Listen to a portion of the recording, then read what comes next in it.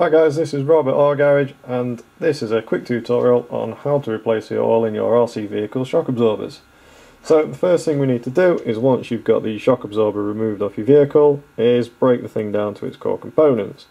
So start out by first removing the clips from the top.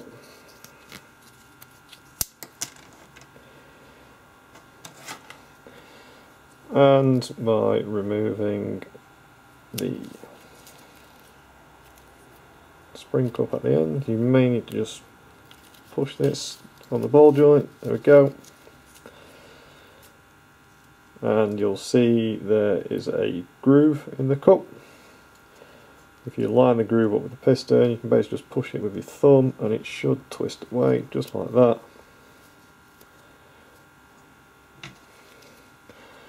And then you can take the spring off. Next we need to remove this ball joint.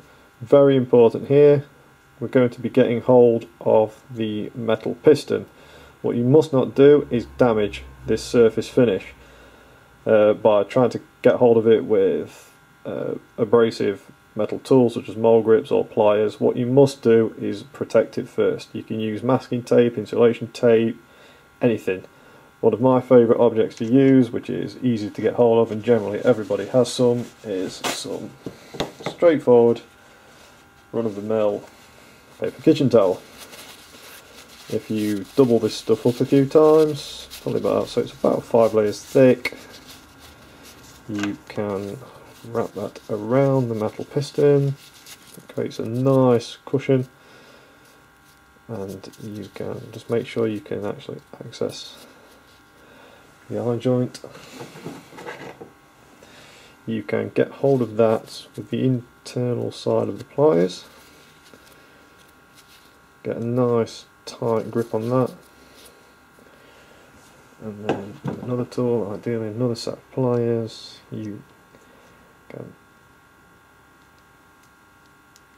twist the eye joint. It shouldn't take too much to release it. Yes, there we go. Just unwind that, keep that safe. So it's a good idea just to make sure, yeah, that's fine. Next you're going to need a pot, a tub, something. Undo the cap.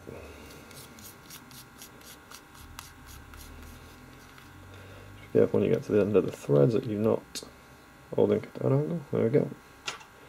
Just keep the cap to one side, and you basically want to dump out the old oil.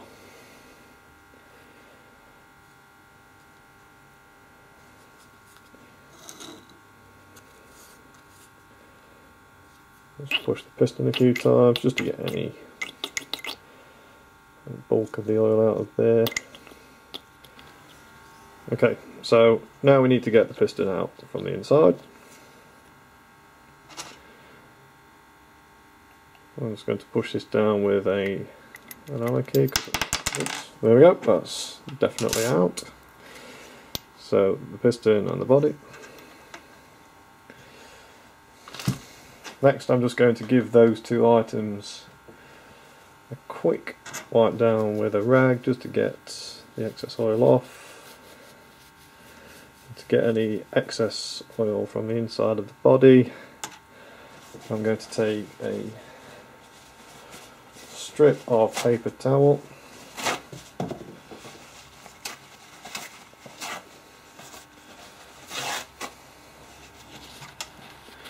I'm going to wrap it, borrow a few millimeters at the end, wrap it tightly around an Allen key, like so. You can use Q-tips, cotton buds if you prefer. This is a nice easy way of doing it.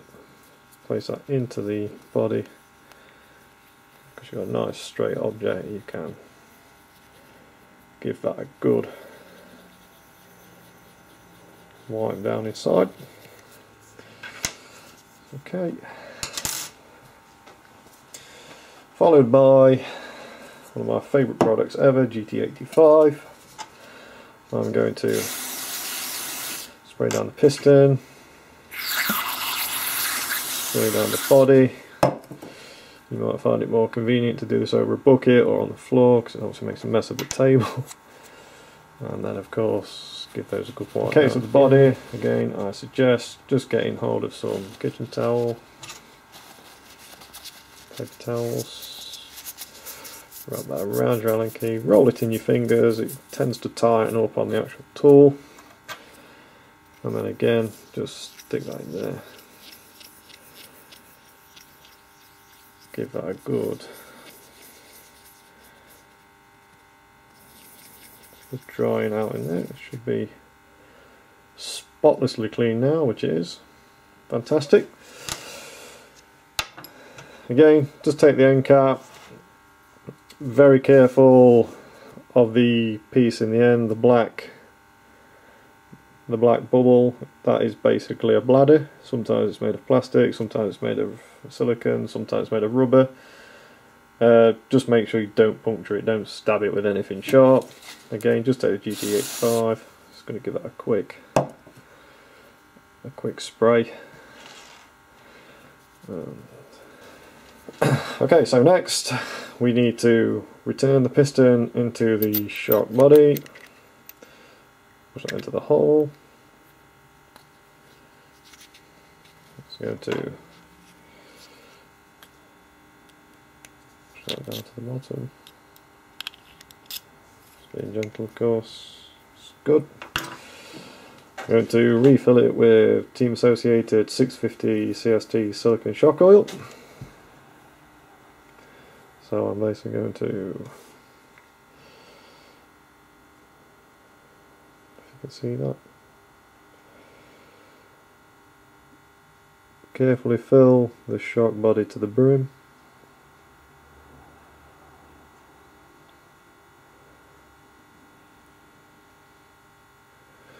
There we go. Next, one of the important parts is to slowly, don't do it excessively fast or you will end up with oil all over the table. You basically just need to push very gently on the piston. Yeah, there you go. You should see bubbles rising to the surface. Just repeat this process until you stop seeing the bubbles. Place the cap. If you've got aluminium fine threaded shock bodies like these, be very careful with that thread that you don't cross thread it, tighten it too much or damage them somehow. Place the ball joints.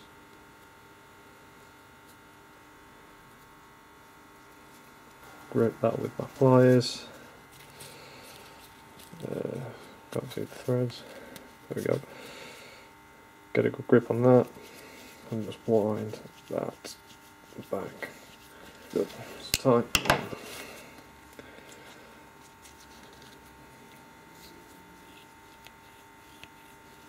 That's pretty good. No leaks, nothing squirting out anywhere.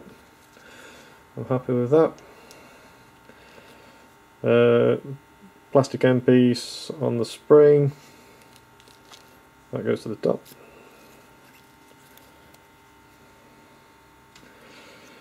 Return the spring cup. Just push that back over the piston itself. Push it back onto the ball joint. Allow the spring to settle on there. And then replace